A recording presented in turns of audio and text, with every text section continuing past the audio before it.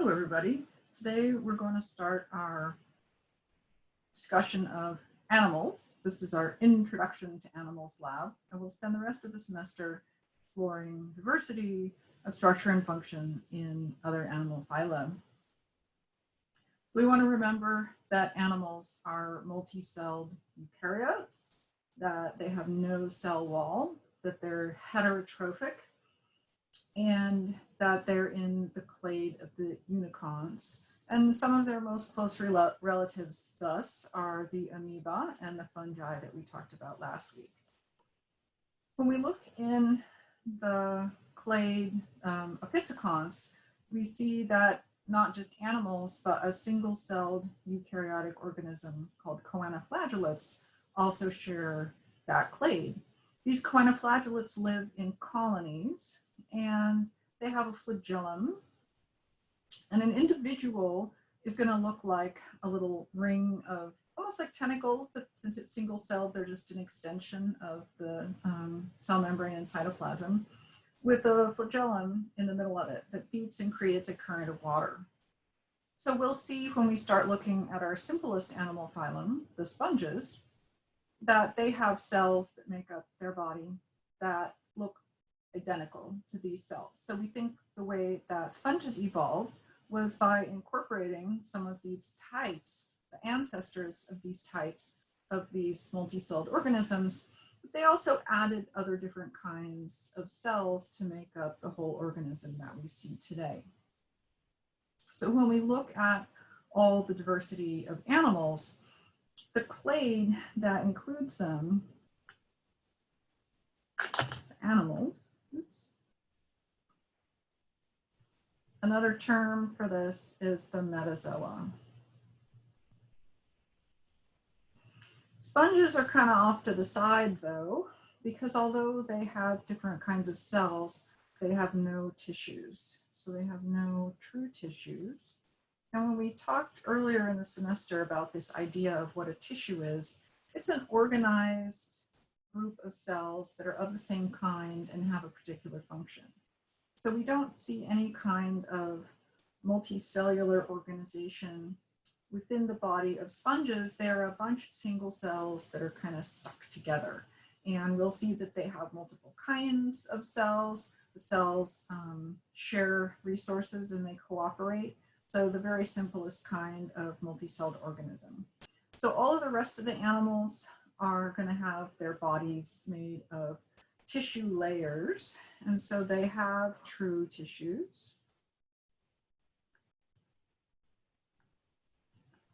And they're going to have either 2 or 3 layers of those tissues. And we'll talk a little bit more about those in a minute. But since they have this true body organization, this branch of the animal tree diagram is called the eumetazoa.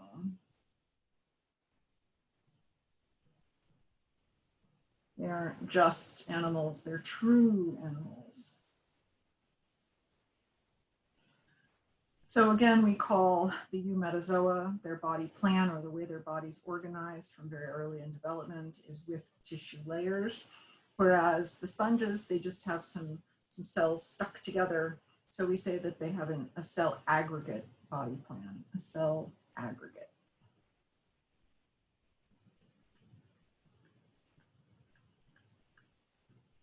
An aggregate just means that stuff is stuck together.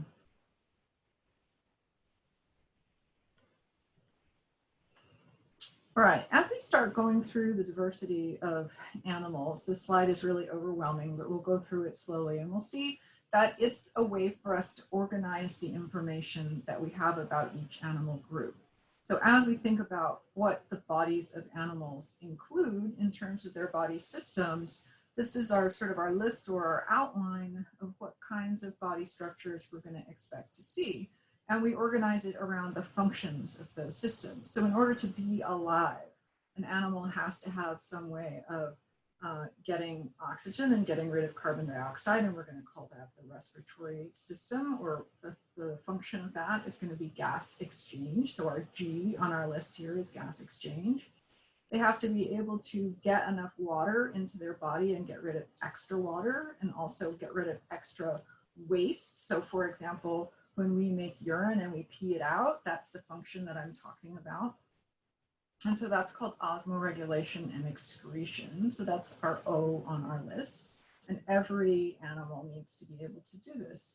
So when we look at this list of functions that the body has for animals, we're going to be able to systematically look at these structures in different groups. And we'll see that some kinds of groups have very similar structures to one another and other groups do not, but that all animals are going to have to perform these different body functions. So there's a couple other things in this list. Now it has an acronym and it doesn't make any sense, but it's something that you can actually say. And my predecessor at Grossmont College came up with this list, and I've continued to use it because it's quite helpful. And so this is called the log-drinch list, Logdrinch. It doesn't mean anything, but it's just this way that we can think of, this is the information we need to know about each of these animal phyla that we're going to talk about. So the L stands for locomotion. Can it do locomotion? How does it do it? Does it have any kind of skeletal system? How does the body get held up so that locomotion can happen? We already talked about osmoregulatory and excretory systems. Usually these are the same systems, so that's why we've lumped them together. Then we have gas exchange, digestive, because we're heterotrophs, we have to have some way to take in food, digest it. Reproductive, we're going to look at whether organisms do asexual or sexual reproduction or both. And then for the most part, we'll find that when we have animals, if they have sexual reproductive structures, then we'll find testes and ovaries somewhere in their body. So those are pretty typical. The I of log-drinch is snuck in here just to make us remember to think about what does this animal look like? How am I going to remember what group it's in? What are the key features that are going to allow me to identify this as belonging to whatever phylum? So our basic ideas about animal body plans are things like the body symmetry. Is it radial or bilateral? Does it have any appendages of any kind? And we practiced doing this in one of our very early labs in this semester. Does it have arms and legs and wings? Does it have a larva or some kind of juvenile that looks different than adults? And basically, if you think about what would a little simplified cartoon sketch of this organism look like, then that's what we want to try and remember. The nervous system is going to be to coordinate and control body and the body's organ systems together. So our nervous system includes a brain and nerves and different sensory organs. So when we say what kind of nervous system does it have, we're going to ask, does it have a brain? Does it not have a brain? How many major nerve cords does it have? And what kind of sensory organs does it have? A circulatory system is going to be required in larger organisms. Smaller organisms may not have one. So an answer for any of these questions might be, it has none, right? So this isn't very exciting, but we'll see our very simplest kind of animal that we're starting with today basically has no body organs to do any of these things, all right? So it's an animal, but it's barely an animal. And finally, its habitat. Where do we find it? Is it marine? That means it lives in salt water. Is it aquatic, which usually I use to mean that it lives in freshwater habitats, so ponds or lakes? Is it terrestrial? That is, it lives on land. We also might want to know if it is a parasite, which is going to make its living by living on or in the body of another organism and sucking nutrition from it. If that's true, then it may be a problem for human health. It also may have differences about its body and adaptations that allow it to adapt to a parasitic lifestyle. So we'll see an example of that today. All right, like I said, this looks like an overwhelming list, but if you look at the back end of each of our labs for animals, there's a table for you to fill in these characteristics, and we're just doing it for each phylum. You don't need to worry about any subgroups that there might be like classes. All right, and as we go along, we'll cover the different structures that these body systems have, so you'll know what goes into that table. All right, our first phylum within the animal group is Porifera, the sponges. And when we see a sponge like we might use in a spa or a natural bath sponge like this one, this is actually the skeleton of a dead sponge. And this used to be an animal with living tissue spread out across the surface of this structure. So it does have this skeleton, and the skeleton, this protein skeleton of sponges is made of a fiber called spongin.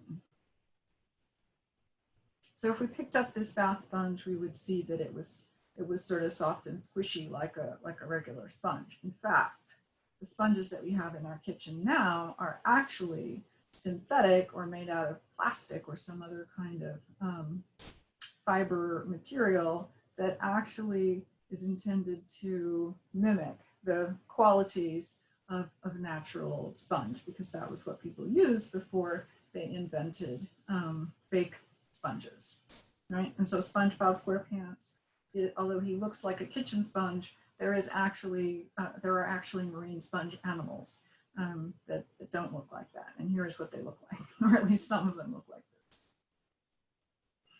All right, so when we look at the body of a sponge, it's a basic vase shape typically, although there is diversity in this.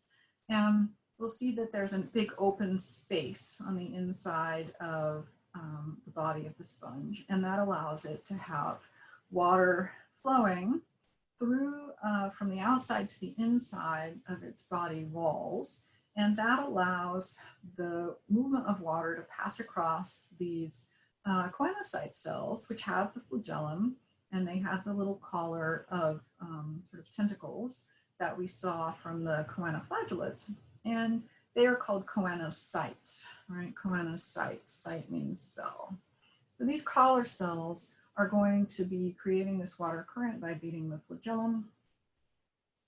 And that means that as water passes through the body of the sponge, they're going to be able to filter feed, that is, grab little particles out of the water using these collars. So those little red dots are representing food, and they're going to absorb food particles just like an amoeba absorbs food particles using endocytosis.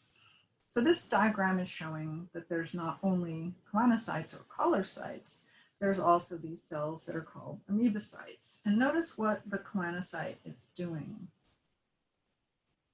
You see those little red dots. It's actually passing food from itself into the amoebocyte. And the amoebocytes act like amoebas. That is, they can crawl around using their pseudopods. So if we look over at the diagram of the body of the sponge, we see that those collar cells are fixed in their location. So they're kind of stuck up against the lining of the walls of this middle inner space of the body, and they're going to be busily creating this water current. They need to be fastened down in one location so they can do that. And then as food particles are flowing past them, some of these collar cells are going to be able to grab food while others may not. And what these amoebocytes do is they grab or pick up food particles from one of the collar cells, and they can transfer it to anywhere else in the body that needs it. So they function somewhat like a circulatory system, although it's done cell by cell, right? So feeding is done cell by cell. Transport is done cell by cell. There isn't a body organ in these animals that does any of the body functions. So if we go down our log-drench list, we basically write no in all of those lines, because they do not have a body organ. A body organ would have to be made up of multiple kinds of cells formed into tissues, formed into an organ. So the sponge is doing all of its body functions basically on a cell-by-cell basis. So all sponges are aquatic or marine, which means they're going to have a watery environment around them. And that allows every cell to be in contact with that watery environment so they can do absorption of oxygen, get rid of any metabolic wastes, basically straight into the water around them. So they are just existing as if they were living cell by cell for most of their body functions, but they do have the ability to share resources. All right, so they have other types of cells, but we're not gonna talk about them in lecture. Right. So overall, the body of the sponge is going to be made up not only of this fiber spongin, but they also have these structures called spicules, which are little spiky structures, and they're either going to be made of silica dioxide or they're going to be made of calcium carbonate. And different taxonomic groups of sponges have these different types of materials that make up the spicules.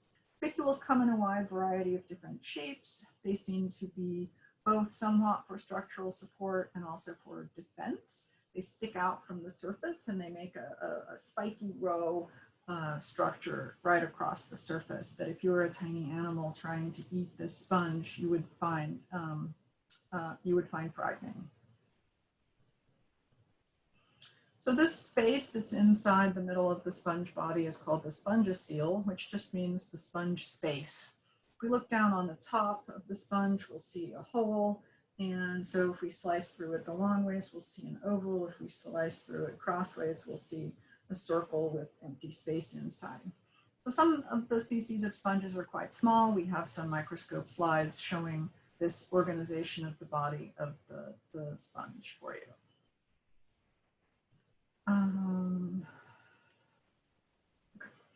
All right, so when we look at all different kinds of sponges, there's sort of two main body forms. They can just form a crust across the surface of rock, and they can come in different colors.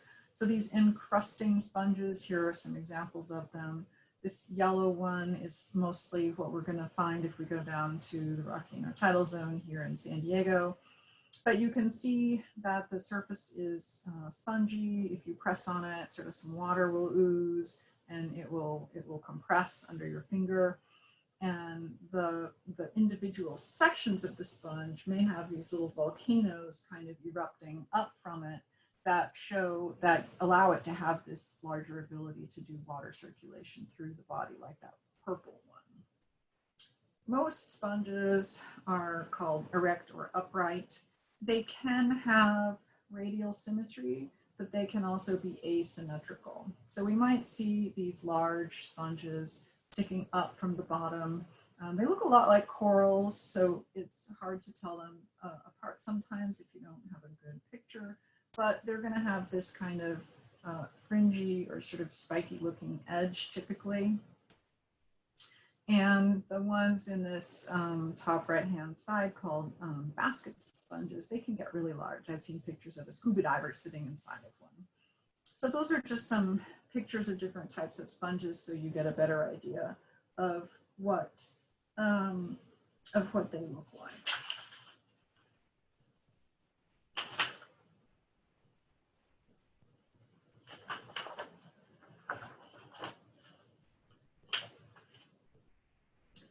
All right, so that was the phylum Porifera. And Porifera means pore bearing. So they have these holes or pores in their body. Our next phylum we're going to look at is the Cnidaria. So Cnidaria includes jellyfish. It includes corals and anemones and organisms called hydrozoans that you may have never seen before. So if we notice on this diagram that we have Cnidaria here, we've already looked at the calcarean silicia, which are Porifera. And Porifera may be asymmetrical or radial asymmetrical. Notice Cnidaria have radial symmetry. And of the other organisms that we see shown on this figure, it's not all the phyla, but it's a few examples. The only other organism that we see with radial symmetry are the echinoderms. So radial symmetry compared to bilateral symmetry is going to be one way that we can easily tell the difference between a handful of the phyla compared to other ones. So Cnidaria are out on their own little branch of the tree diagram there because we're separating out the organisms that have radial symmetry here, the radiata, compared with bilateria, the bilaterally symmetrical organisms. Now you might be thinking to yourself, wait a sec, echinoderms are in the bilateria. They're supposed to be bilaterally symmetrical.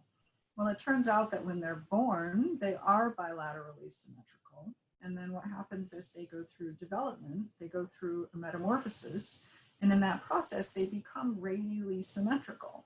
So we believe they came from a bilaterally symmetrical ancestor, and then through this developmental process, turn into a radially symmetrical adult. All right. So the other difference that we're going to see between organisms at this very, very large scale level is when they start to grow from a zygote. So we're going to do a little bit of development today, and then we're going to come back to it in more detail for the next lab. So we have a zygote. The product of sexual reproduction in animals is a single cell, right? And it's going to be diploid. But then as development starts, it's going to divide. It's going to turn into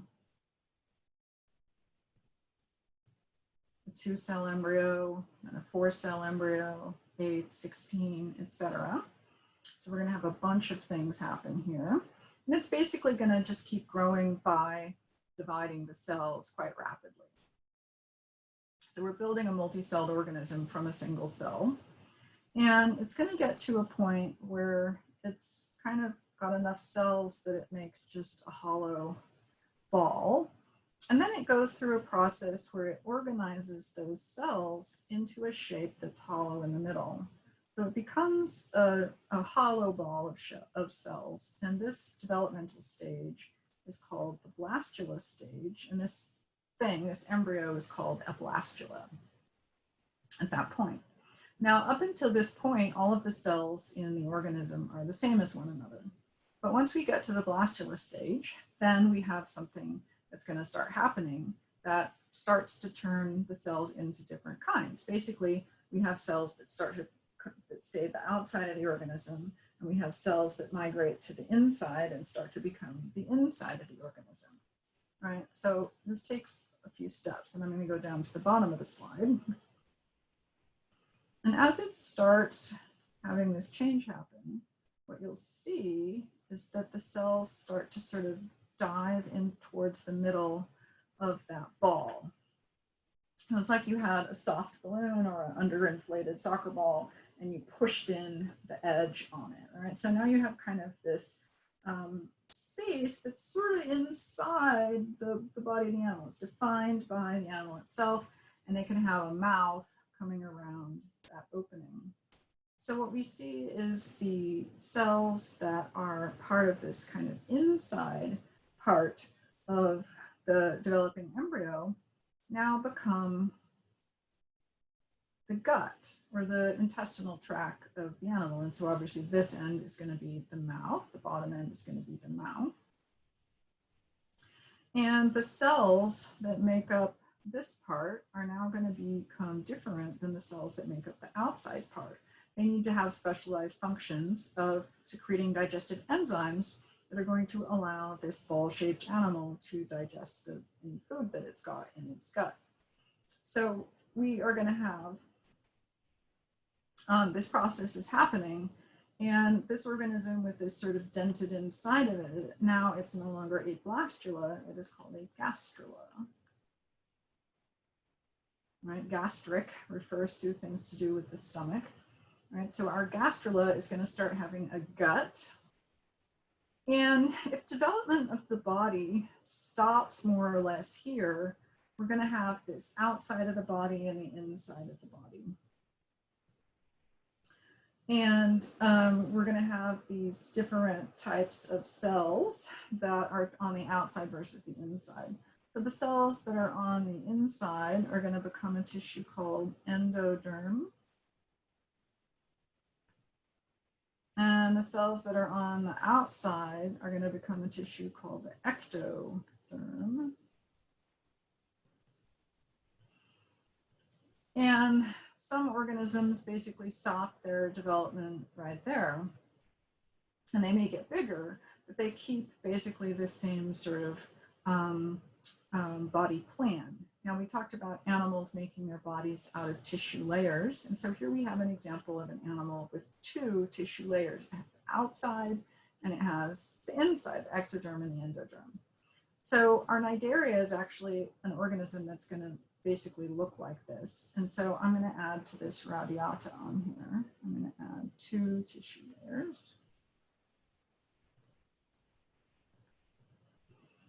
Now, if development proceeds instead of stopping there, then we can get not just, I'm going to draw all those cells now, not just an outside and an inside, but we can also get cells that are going to be filling up the middle. So this is a third tissue layer. We've got ectoderm on the outside, we have endoderm on the inside, we're going to have mesoderm that's filling up the middle.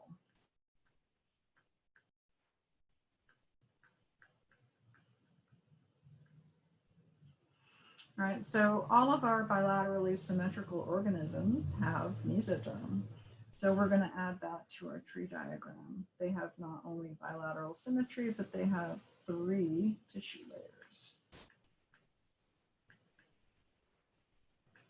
Right, so Cnidaria does not have any mesoderm, it never develops. Right. So something else that can happen in our organism, what we have here on these animals is we have a tube that's only penetrating partway through. So if this is our gut, and we take food in to the bottom side of it, and we sort of digest that food and absorb it, what happens when we need to poop the waste out? It has to go back out the way it came in, right? So we don't have one-way flow. We have single-way flow. We've got to go in and out. And so we say that the organisms that have gastrulated, but only to the point, only to the point where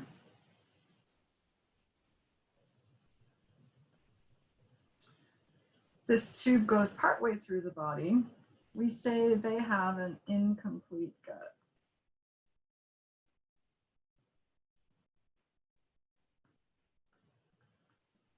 You can think of it as only having a mouth. You can think of it as having the mouth and the anus being the same structure of the body, but they don't have one-way flow through the gut. So development continues to the point where we have the tube going all the way through the body, and we take in food at one end, food waste can go out the other, and we have a one-way flow like our digestive tract for the most part. We want things to happen that way, and this is called a complete gut. All right, so an incomplete gut has only one opening at the end of the body, and it's a dead end. That is, any waste has to come back out the same way it came in, whereas a complete gut has both a mouth and an anus that are distinct and separate from one another, and food taken in one end is going to flow one direction through the digestive tract, right? So we're going to make a distinction between our organisms as to whether they have radial and bilateral symmetry, whether they have no tissue layers, which is true of our Porifera, whether they have 2 tissue layers, which is true of our Cnidaria, or whether they have 3 tissue layers, which is true of all the rest of the phyla that we're going to be talking about. There is another phyla that shares the characteristics of radial symmetry and 2 tissue layers with Cnidaria. They're called ctenophores or comb jellies or rainbow jellies. And we are not going to talk about them in this class, but if you've seen them before and you know what they are, they're cousins or sister taxa to the Cnidaria. They have radial symmetry and 2 tissue layers. We also are going to characterize our organisms by whether they have an incomplete gut or a complete gut, and that most of our phyla are going to have 3 tissue layers and a complete gut. So the ones we're covering today are kind of the weird ones. All right.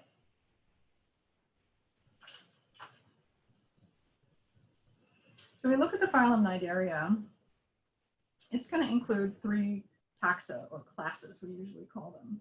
So they're going to be our sea anemones and our jellyfish and our hydrozoans. And when we look at all the different kinds of Cnidaria, we're going to find that we have two different ways their bodies are going to look. You have this sort of cylinder shape with tentacles coming out of the top, and this is called the polyp shape.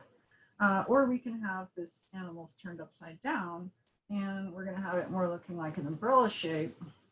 And then it's got tentacles hanging down from that kind of balloon or bell at the top. And this is jellyfish shape, and this is called the Medusa body form.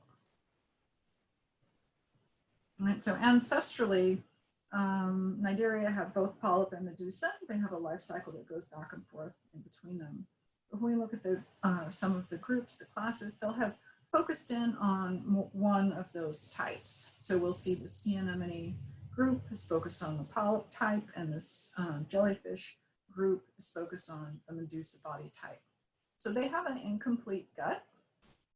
They have two tissue layers, like we were just talking about. So food that comes in the mouth, it gets digested in the gastrovascular cavity. Those cells, it's the primitive gut, the cells lining the gastrovascular cavity are going to secrete digestive enzymes. It's going to get mixed in with the food and gets digested, and then the nutrients get absorbed.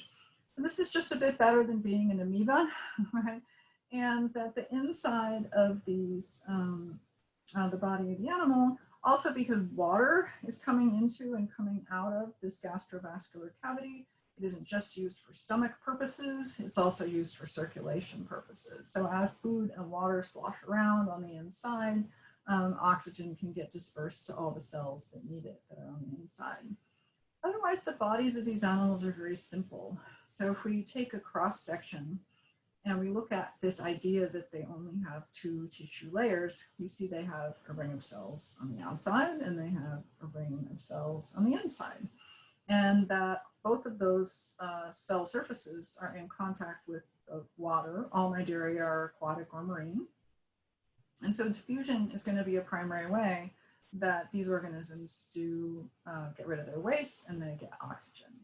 So they don't have a special body structure for gas exchange. They don't have a special body structure for osmoregulation excretion. They do have muscle fibers. So we don't see them with muscle tissue, but they do have muscle cells. So it's not an organized tissue, but they do have these little fibers that are connected to different places in the body so they can do movement. And they have nerve cells that are connected together into what is called a nerve net.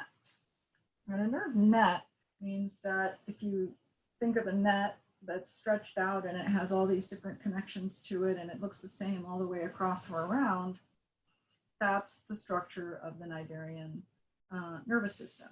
There is no brain, there's no central portion to the nervous system anywhere. It's just nerve cells that are connected to one another. All right, so this is weird.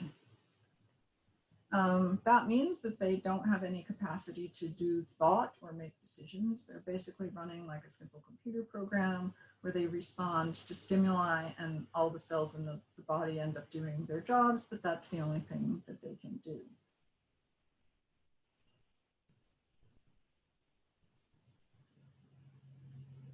So most Cnidaria are capable of doing both sexual and asexual reproduction.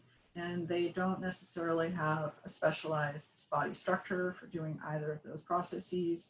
That with the hydra animal like this, a polyp, sometimes we just get one growing anew off the side.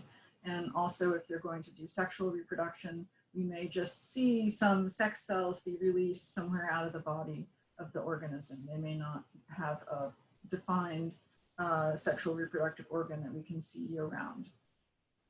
So those are the basic body structures.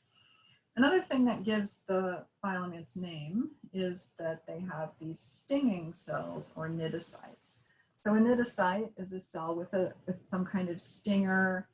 Some of them have little hooks or anchors, and the Cnidaria get their name from the cnidocytes, right? So when we think about certain kinds of jellyfish that have a very powerful sting, they have some kind of molecule that's secreted into that stinger, and its purpose is to kill or render unconscious or immobile the prey so that the jellyfish or the anemone can pull it into their mouth. It isn't going to struggle and rip them apart.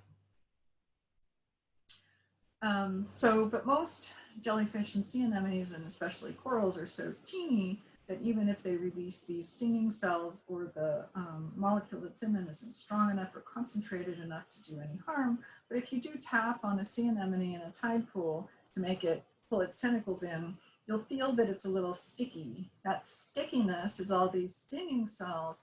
They aren't strong enough to catch you. They aren't strong enough to hurt your finger, but you're ripping them off when you pull your finger away from that tentacle. So it'll grow back new ones, but try and molest sea anemones as little as possible. So when we look at the three different groups within the phylum of Cnidaria, the classes, we're going to talk about three classes. We have hydrozoans. And hydrozoans are typically quite small. So examples we have in lab are going to be in a little tiny vial. We're going to see they look kind of like a little thready substance.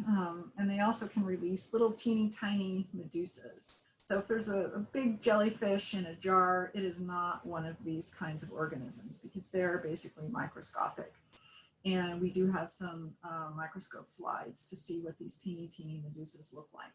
So this is a really interesting life cycle, and we think this is the origin of all Cnidaria, as they started out having a very small polyp kind of individual that grows into a colony. And the colony is going to have little buds on it that have tentacles that are for feeding, and it has little buds on it that are going to be for reproduction.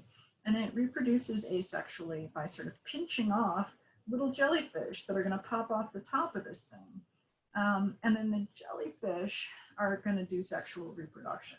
So these are the place where the meiosis is going to happen is in those little medusas, and then the egg and the sperm are going to come together out in the water somewhere, and then a new little larva is going to grow and settle down on the bottom and grow into a new colony of these polyps. So they have this weird combination of polyp and medusa in their life cycle. And the hydrozoans typically have both of these parts of the life cycle. So, but we see mostly these little thready looking strands that are the colony of polyps. We do have other kinds of individuals that are unusual, right? So our hydrozoans are going to be an example that we have in lab is an organism called Obelia. That's its genus name. But we also have the organism called Hydra. And Hydra is a live-alone polyp, and so it's very unusual for its taxon, but it's a nice little animal that's easy to keep in the laboratory. We've seen them in lab before, and but it's a hydrozoan, and it does not have this same kind of life cycle, so it's very unusual, even though it's a hydrozoan. And if you've ever heard of a man-o-war jellyfish, it's actually a colony of organisms living together, and it has a float on the top. This gas balloon that it has on the top is not a sort of a big ball of a jellyfish top. It's actually a float that's built by this colony, and they are in the hydrozoans as well. So those are extremely unusual examples, although they are some of the more common and well-known ones from this group. So our next group is the Scyphozoa. And if you think of something that's jellyfish, it's basically a medusa, and they swim with this undulating motion. They do have a tiny polyp that settles down, and then it grows and pops off all the little medusas. So it has a modified version of that life cycle. They don't ever grow into the colonies of polyps. So if you see something that's visible to the naked eye, and it has this radial symmetry, and it's sort of gelatinous looking and clear, and it has some tentacles hanging down, that's your clue that it's this Scyphozoan or jellyfish. Some people call them jellies. They don't like to use the fish part in there because they are not, really fish, but it's a common name, and so it's okay with me if you want to call them jellyfish. The next group are the Amphizoa. And Amphizoa includes anemones, anemones and corals. So basically anemones and corals have the same body plan. Anemones are just big, they're visible to the naked eye. They have a big sort of stalk and then this ring of tentacles around their mouth. And there's little ones and there's big ones, and they're But they basically they look like a stalk with tentacles. When they close up, then they look like a stalk without tentacles. So this one on the bottom, I'm showing you both open and closed. And then when we look at corals, now what we see when we look at corals, when we see a dead coral skeleton, we're seeing a dead coral skeleton. We're not seeing the animals itself. And when we look at a big coral reef and we see these big brain corals or these big long, elaborate looking things that we call corals, those are actually colonies of thousands of tiny individual coral animal polyps. Now they're reproduced asexually, so they're part of a colony. But if we look at this sort of fan-like coral on the lower left, that's actually, there's thousands of individual polyps that are going to be living on the surface of that. If we're zoomed in a little bit and we have some good light, we can see that the surface of that large coral skeleton is going to have this sort of fuzzy look to it. So the lower right-hand side, we see that this fuzziness is due to the fact that each of those little tiny star-shaped structures is an individual coral polyp, right? And if we zoom on in, we see that those polyps look like little tiny sea anemones. They have the same basic column and tentacle body plan. Now, something interesting about corals is that they will have mutualistic algae that live inside of their bodies. And so this allows them to protect those organisms, give them a nice safe place to live.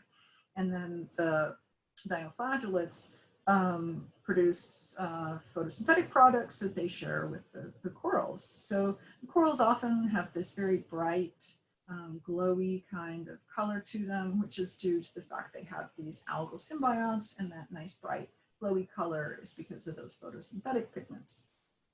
All right, so remember, when you see a piece of white, dead, chalky looking coral skeleton, then all those tiny little holes on it are the places where the coral animals were. All right, so when we say that coral animals have radial symmetry, that's when we're only looking at a single polyp, right? A big colony of them, whatever shape it has, that is not the shape of the individual organism, right? So when we say they have radial symmetry, that is just a single individual polyp. All right, so we're going to look at our tree diagram again.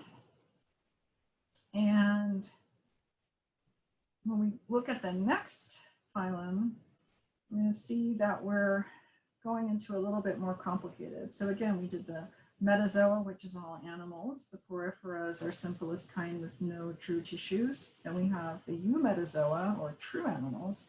This tree diagram is showing the ctenophores, the comb jellies, and the Cnidaria, right? So they both have the two tissue layers. They have the radial symmetry.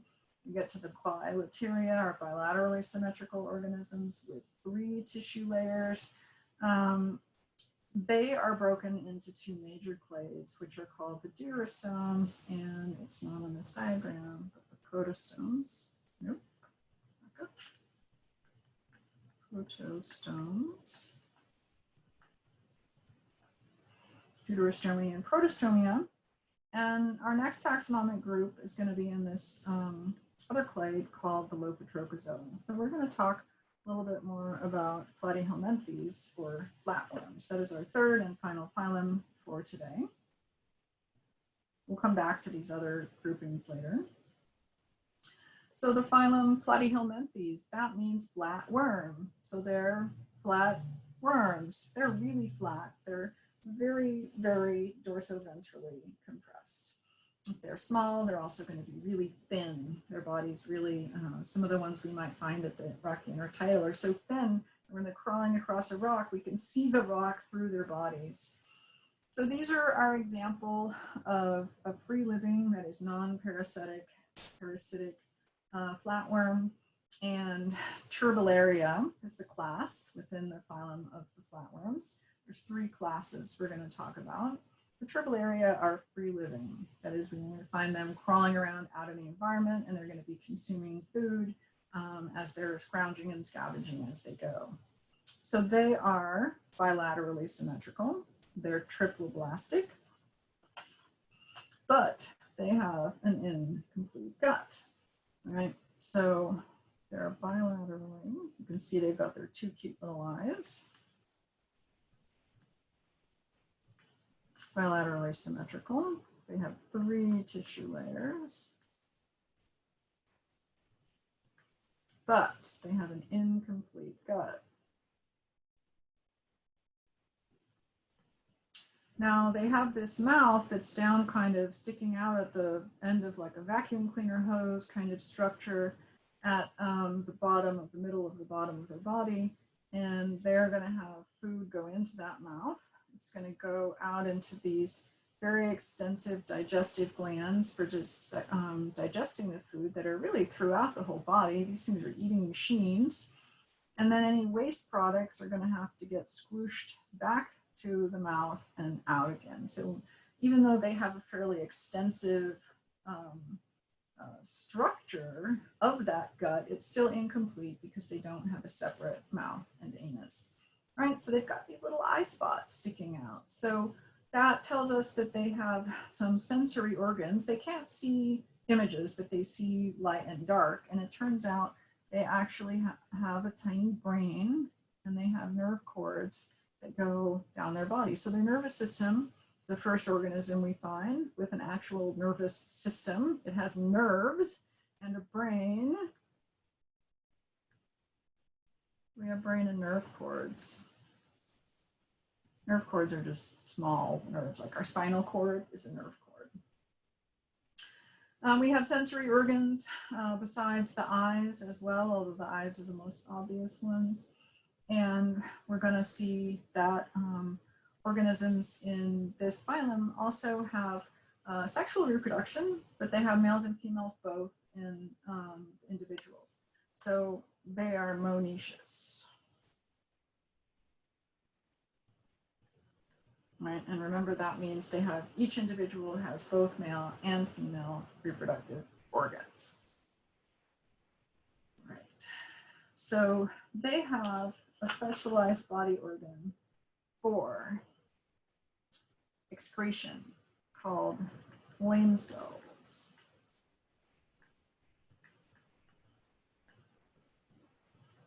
That's their O/E. Right, their osmoregulatory and excretory system. Now they don't have a circulatory system.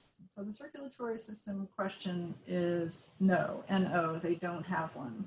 And part of the reason they don't need one is that their body is extremely flat and thin. And so most of the cells that are near the surface can get their oxygen and diffuse their CO2 out just because they're going to be, in a moist environment. There's going to be oxygen available and carbon dioxide can diffuse. So they have no circulatory system. They also have no respiratory system. They're going to do gas exchange just by diffusion across their body's surface, which are the high surface area. All right, so this is sort of the basic body form for flatworms. And we have 2 other classes. So this class, Turbellaria, the free-living flatworms, and this is our example organism called Planaria. And the other 2 groups look quite different. And the reason they look different is because they're both parasitic. So they have had modifications to their body that suit the environment they're in and the lifestyle that they lead. So because they're going to live inside the body of another organism, they don't need these eyes. They don't need to see where they're going. They're just going to sit there. So they have reduced sensory organs. They have reduced nervous system. They get their food really easily from their host. So they're actually going to have a reduced digestive system. And they have, so they end up being mainly gut and reproductive structures. Oh, so we can also have a wide variety of diversity of our marine flatworms in marine environments. They can get quite large, and in tropical reefs, they can be really beautiful. So they aren't just these tiny little sort of blackish brownish blobs like Planaria. They have a wide diversity. All right, so this is our next class, and this class is Trematoda, the trematodes. And the common name for them is flukes, right? So a liver fluke is going to also be very flat, and you can see that it has its body is filled with these organs, which in this case are sexual reproductive organs. It has a sucker here that it's going to use to cling onto its prey, and it has this leaf shape, right? And so we can distinguish between the flukes, trematodes, parasitic flatworms, by the fact that they're very flat and that they're wider in the middle than they are at the edges. If we look again at our little planaria, we'll see that whatever kind of head it has, the length of its body, the two sides are parallel to one another. So our little cartoon of our free-living flatworm is that its sides are parallel to one another. If we see something that's smallish and very flat, we want to look at its overall proportions. Is it wider in the middle, or does it stay the same all the way down? So this other part that's on the top of the slide here, this life cycle showing a snail and a cow, is showing an adaptation that parasitic organisms have to have. So if they're living inside the body of an animal, say a cow, when they reproduce, they want to get their offspring off to another individual cow. So they have to get it outside of the body of the host. And those eggs are going to get passed out of the host, typically in the poop. And then the organism is going to have some kind of larva that can live for a while outside in the environment until it gets either another host to live in temporarily, or and then some way to get back into another cow. So we say that these organisms, these parasitic organisms, have some kind of complex life cycle that is going to enable them to infect new hosts. And often it has several stages. It may have an intermediate host. And if you're studying tropical medicine, then many people who have contaminated water supplies are going to have some kind of parasitic worms, because they're going to be passed along in the water. And where poop and water mix, bad things happen. All right, so these, I'd like you to be able to recognize the difference between a fluke and between a Turbularia, and then we have another group, the third class within the Platyhelminthes, and these are the cestodes, cestoda, otherwise known as tapeworms, right? Tapeworms are also an intestinal parasite. Your dog or cat may have had them. You'll see those little sort of shiny white sort of rice grains that come out in the poop of your pet if they have this, or people if we get it. And each of those is one of these structures called a proglottid. So each is of one of those little white shinies is one of these little sections of the body. So the actual body part, the end of the tail, breaks off and goes out into the fecal matter. And it's full of fertilized eggs. And then when another animal eats that, then it gets infected in the gut. So the way we're going to tell that we're looking at tapeworm is that when we see them under a slide and they're stained pink, we can see that the body is in these little sections. And the sections are very small near the head. The head has, again, hooks and suckers on it to be able to stay connected to the host. And then as the proglottids or body sections mature, they get bigger and bigger. We can see the sexual reproductive organs in them. And then the widest and largest ones are full of fertilized eggs. So if there's more than one tapeworm in your gut, they can fertilize each other. If there's only one tapeworm in your gut, it can fertilize itself. So when we look at the bodies of the tapeworm, it's still very thin and flat, right? They can be very long, though, and the head is teenier and the other end is wider. They don't have a gut. They just hang there inside the gut of their host and absorb nutrients right across the surface. So we see in the flukes, we see a reduction in some body systems, but in the cestodes, they're even better parasites. We see a reduction of almost all their body systems except for reproduction. So when we're filling out the log branch table, though, we want to do it by looking at our sort of basic body plan of our flatworm, and we want to use the example of the Turbularia for our log range table for flatworms. All right, so we've covered 3 phyla today, really interesting and different characteristics from one another. And as we go through the rest of the semester, we'll see that these are fairly unusual organisms and that we have much more similar characteristics when we have larger animals and the way that their bodies work.